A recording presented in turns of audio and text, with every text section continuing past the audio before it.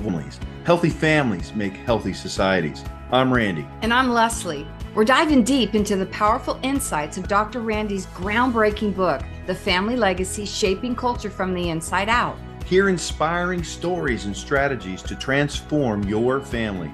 We'll explore topics like communication, forgiveness, healing, parenting, marriage. We'll cover it all. We'll have provoking conversations with experts, coaches, and real-life families who are benefiting from intentional family building. This podcast isn't just about theories, it's about tools that you can implement today. We all come from families, so this podcast is for you. Join us on this incredible family journey. Subscribe now as we learn to do family as God designed. Transforming families one episode at a time. Remember, whoever wins the family wins the culture in the end. Let's go.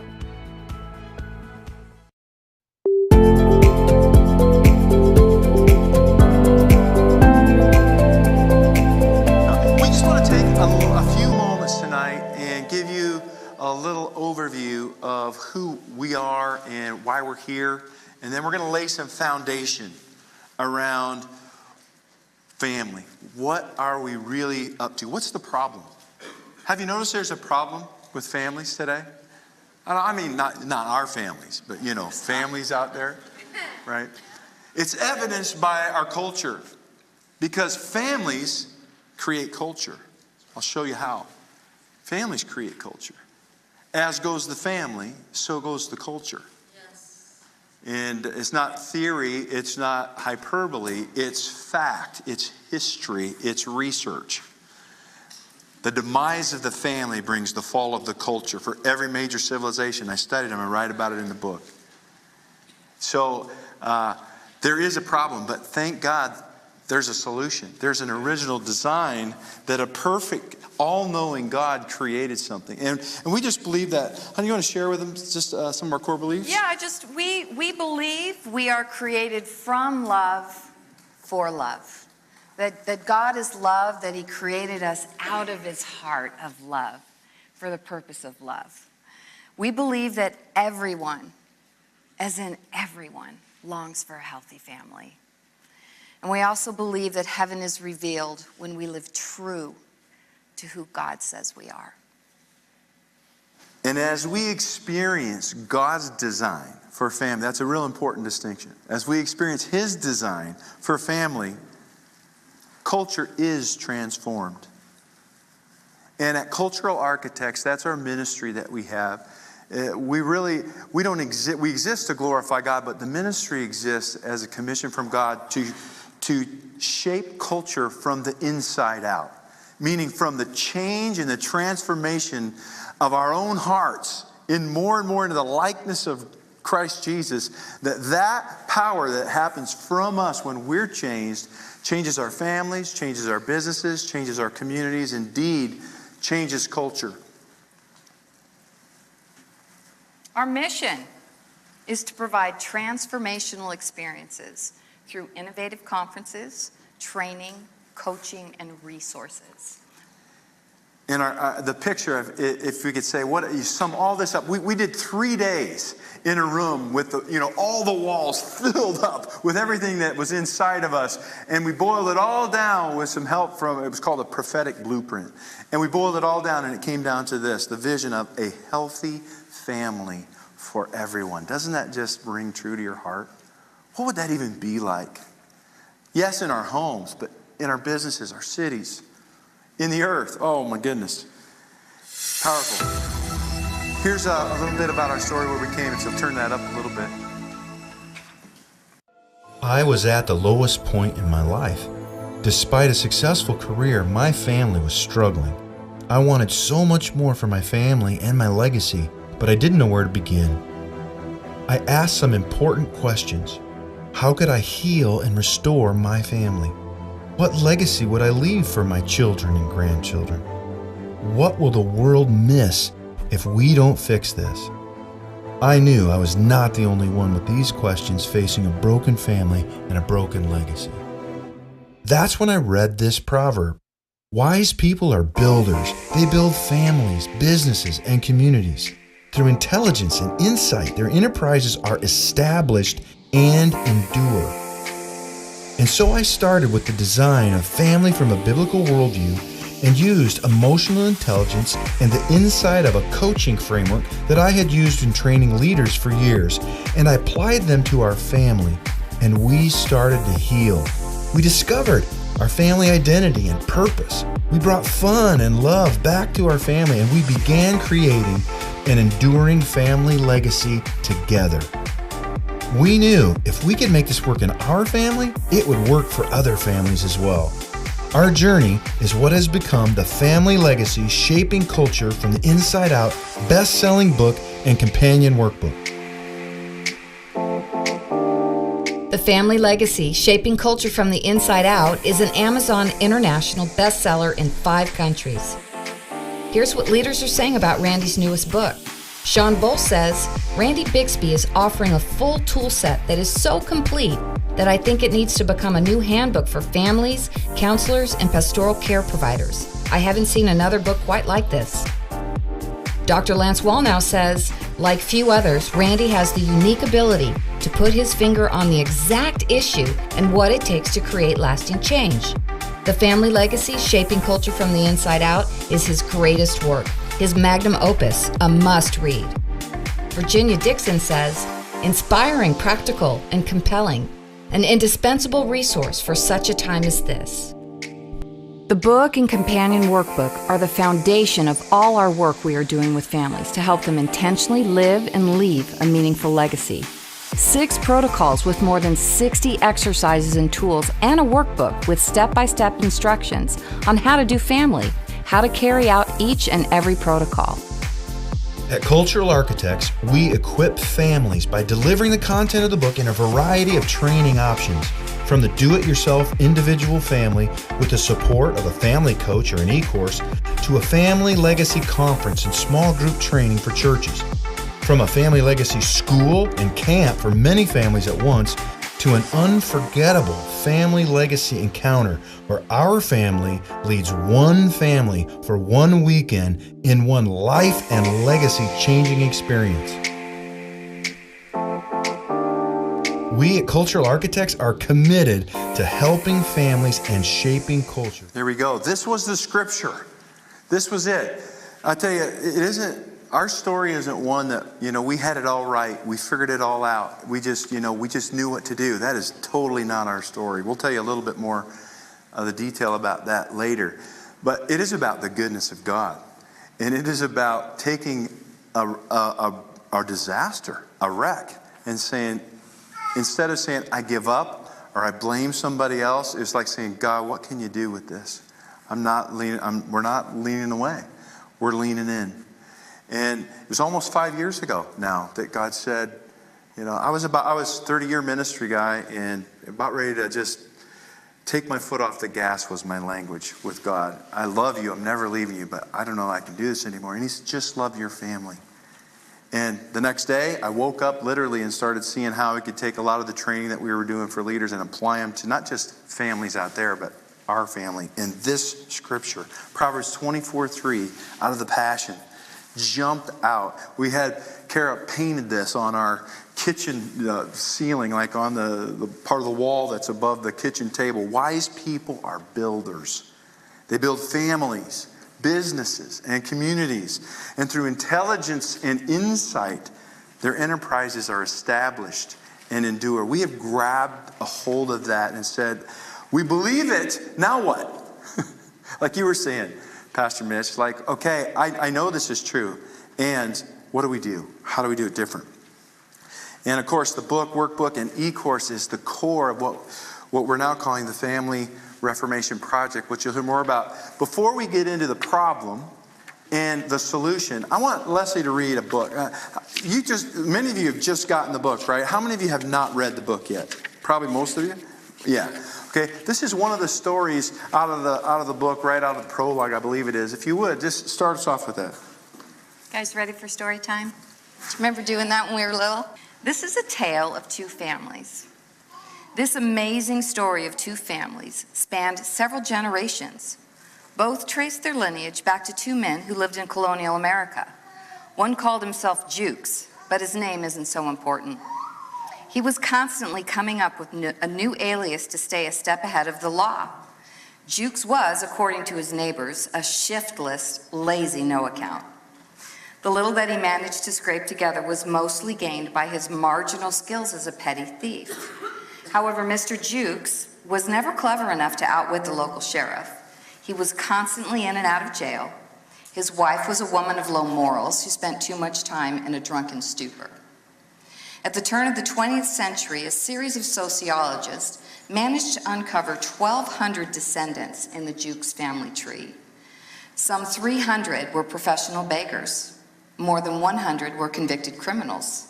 60 were thieves and pickpockets. At least 400 of them were drunkards or drug addicts. Another 7 were convicted murderers, although several more were suspects.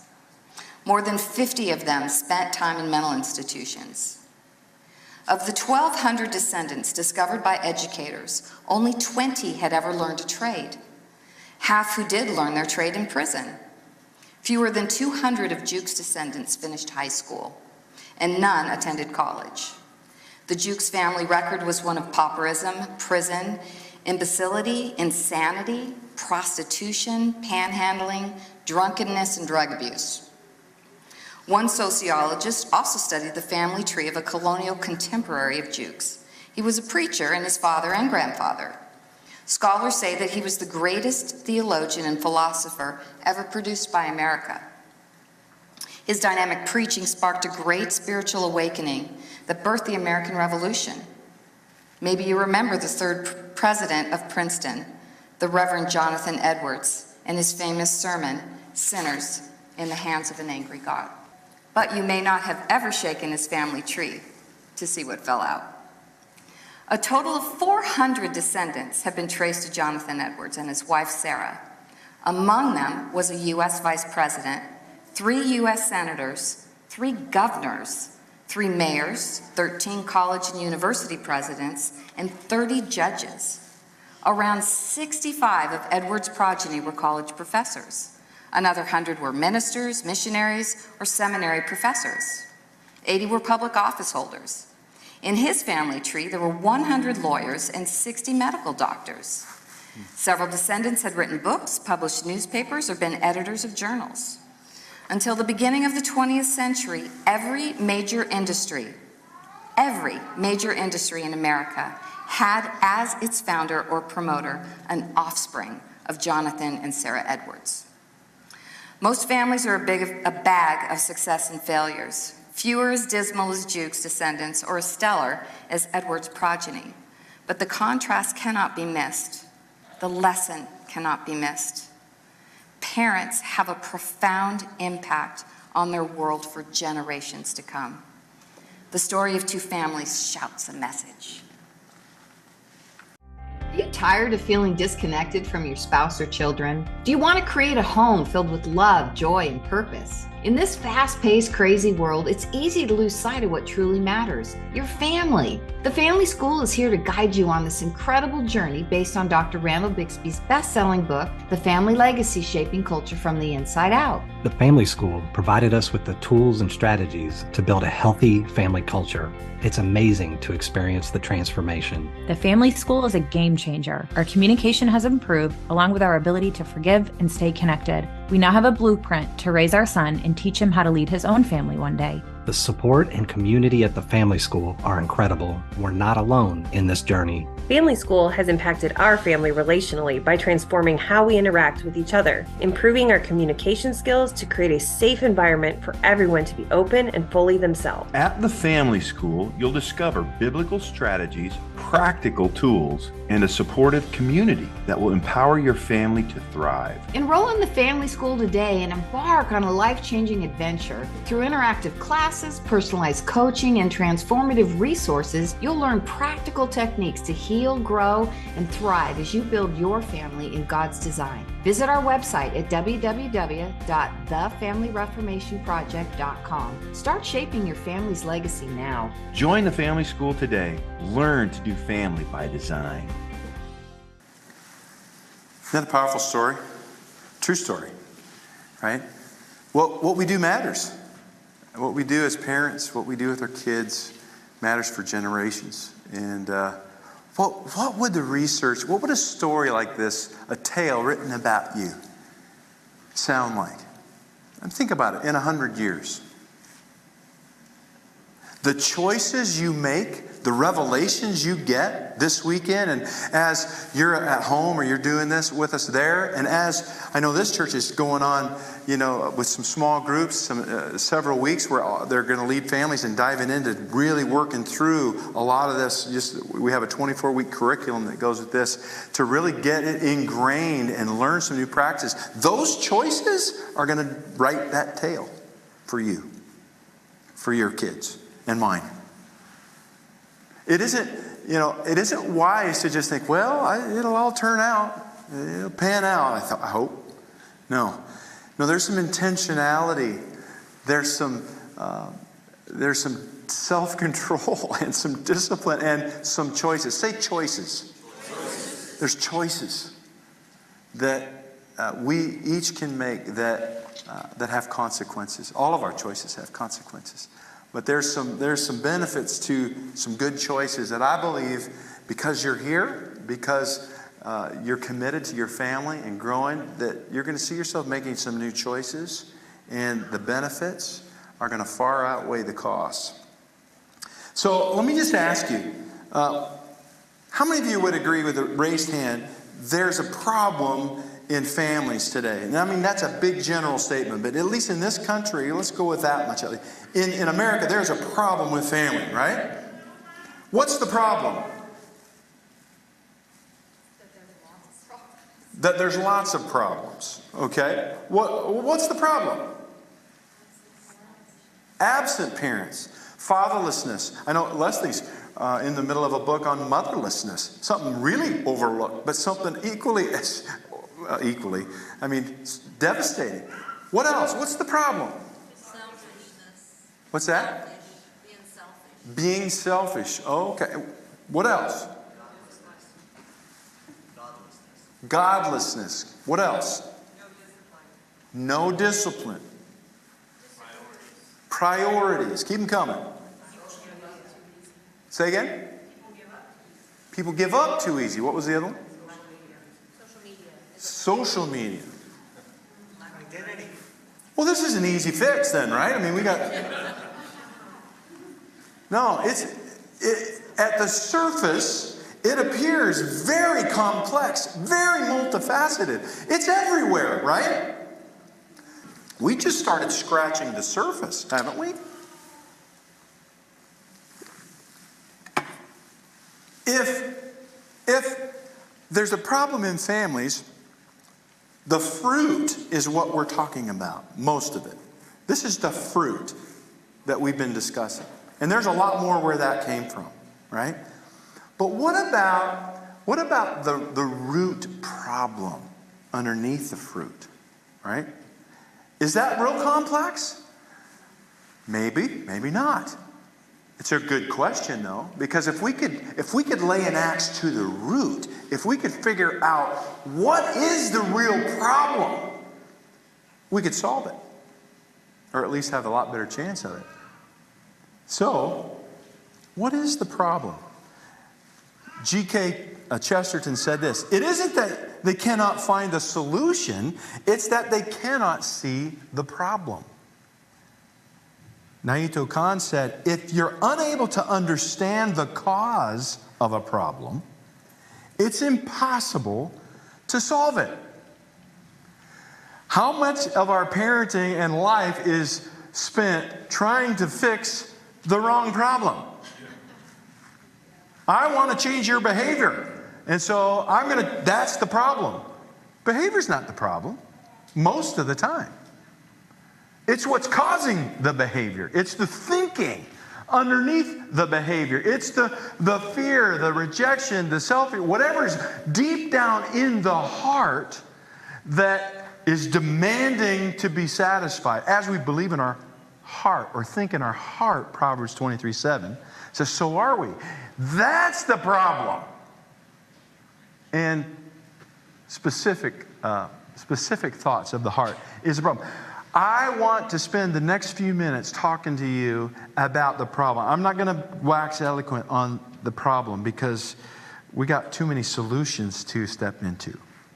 But the problem, as I looked at this and I studied this and I lived this and I went to God, and I tell you my process for writing this book, it took me 1.5 years to write it. It was like, Holy Spirit, what are we doing today? This was my process. I was like, what are you showing me? What do we want to write? What is this? For me, for my family, it was selfish. I wanted to fix and heal my family. It wasn't necessarily I was thinking about everybody else at that time. I just knew that God had put something deep inside to seek Him out. And I started asking Him, and here is what I really break down in the book, but here's the problem. Identity drift. Say identity drift. Identity drift. Yeah, I made that phrase up. But it means this: we don't know who we are. We don't know who we are. That's the truth.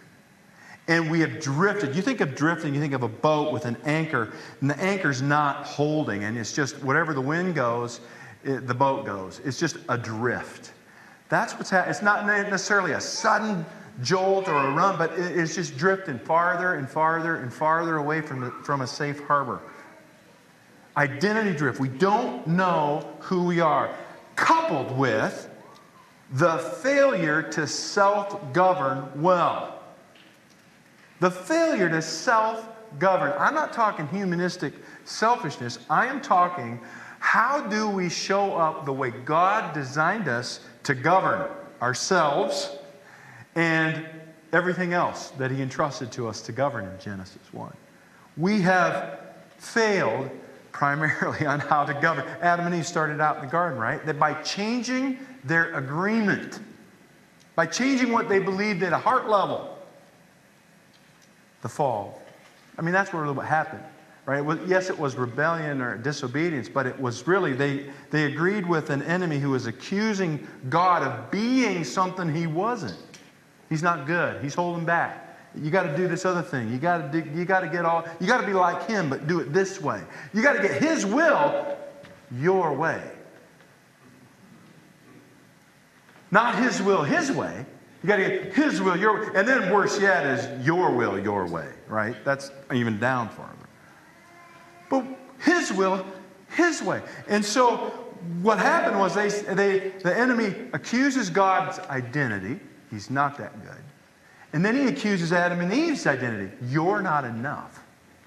Identity was the primary attack in the garden. I know I jumped back to identity, but that drift has shipwrecked many lives, many families, and cultures. This is the truth. And as that happened, they failed to self-govern well. Now, deception comes and we don't know, what do we do with that? What did God say again? I'm losing more and more awareness of what God said. I'm getting farther and farther away from that. I'm not sure. And I don't know how to govern myself. I don't know what's me, my mind, my will, my emotions, my flesh, and what's God's Spirit, unless I do something about that so that I have some tools to walk by the Spirit and govern properly. And if I'm not governing me well, and I'm not governing my family well, I'm not governing my business well, I'm not governing my responsibility in the world well. And then finally, this choice to not steward the family as designed. This is the heart level problem I think I just dug into. Identity drift. The failure to self-govern well. And I mean self-govern not like apart from God, but walk by the Spirit in God. Walk and govern as the King of the kingdom wants us to govern. Walk earth like heaven. That's what I'm talking about. And then this choice to not steward family as designed. In fact, all we have to do is look at the headlines of current culture and we can see the state of our families. You know why? Because what's happening in culture is happening from the decisions that are being made from leaders at the gates of culture, right? In government, in media. It's the decision makers who have power and influence in education, in family, in the church, right? They're the ones on the shift now, and their values, their worldviews, what they believe inside is coming outside into their decisions, and they're creating what's going on for the rest of most of us. Those people at the gates come from broken families, generation after generation after generation. More and more deceived. If the family, this is it. I mean, we've been working for several years in government, in the church, in business, and through this process, we saw God say, "You've got to get back to the root, the family. It's the family." We've missed what God said in the garden. He makes Adam and Eve. The first thing He says is, "Be." Stop right there. The I Am, the creator of it all, the first thing He is imprinting on human beings and every human being is this: be. It's about being, not doing. And He says this: be fruitful. Fruitful is not many. That's the multiply part.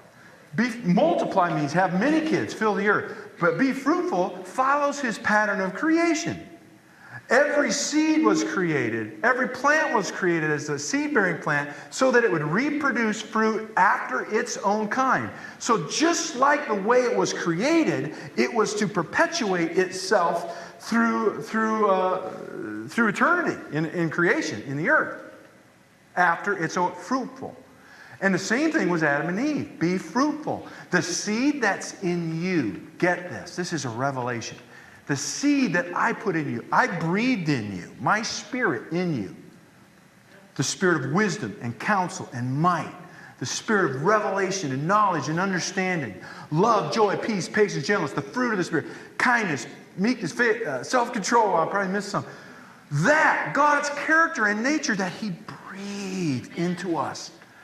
That's what He wants us to be fruitful with. So right here He says, be like me, fruitful, and multiply. What are you going to multiply?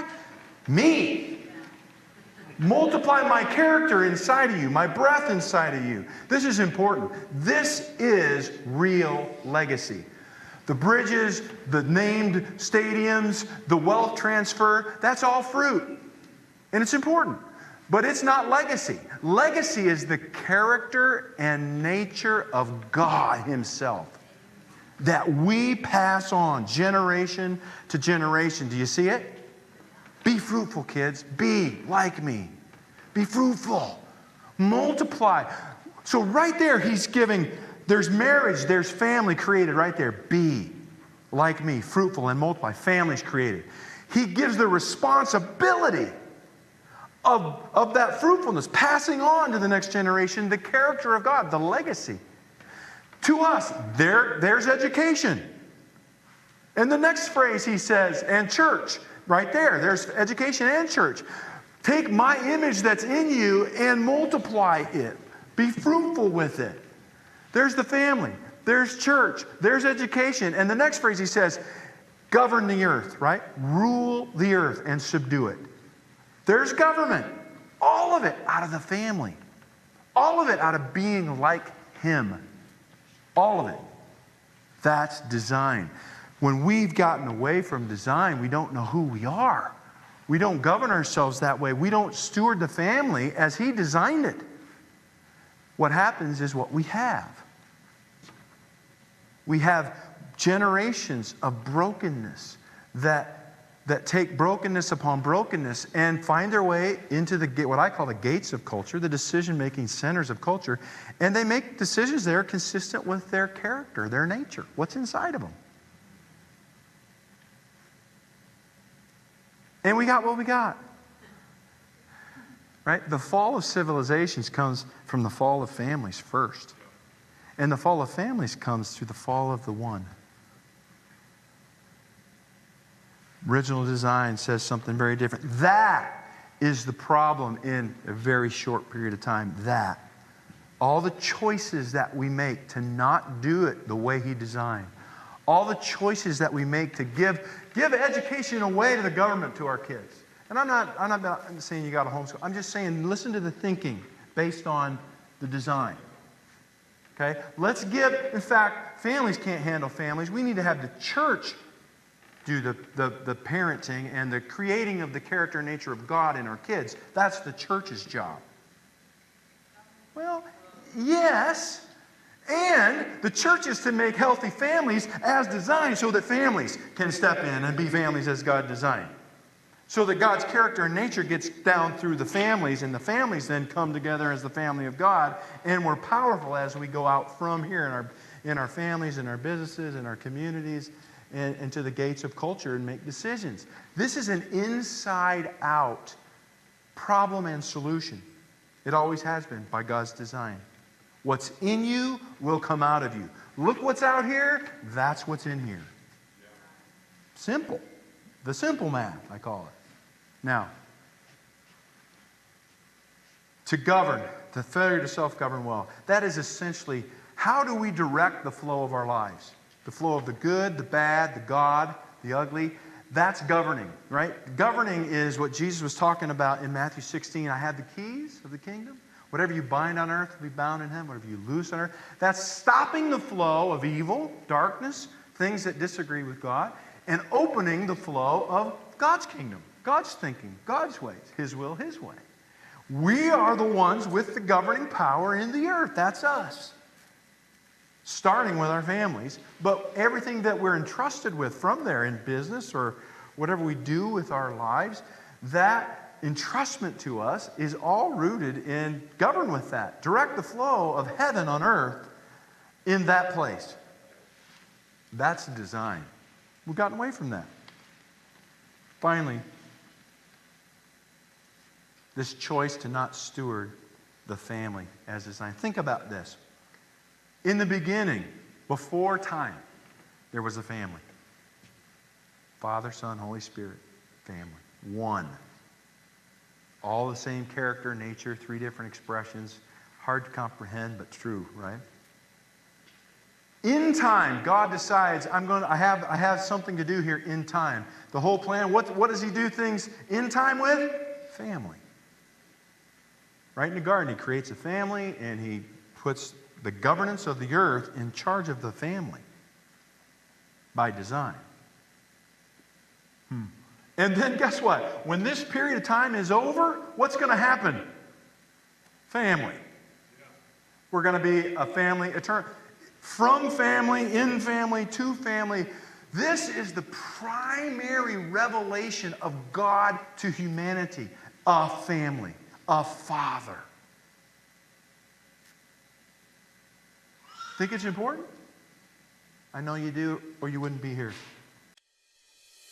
That wraps up another inspiring episode of Transforming Families with Randy and Lesli. We hope that today's conversation has left you feeling empowered and equipped to take action. Remember, transforming families begins with transforming ourselves. Let's be intentional, loving, and persevere. You're not alone. We're right here with you. We believe Proverbs 24:3, wise people are builders. They build families, businesses, and communities. Through intelligence and insight, their enterprises are established and endure. Thanks for joining us today. We encourage you to stay connected with us on social media, join our email list, and learn more about our resources and classes at the Family School by visiting thefamilyreformationproject.com. Remember to subscribe, share with your loved ones, and spread the word about transforming families. We'll see you on our next episode. And remember, whoever wins the family wins the culture in the end.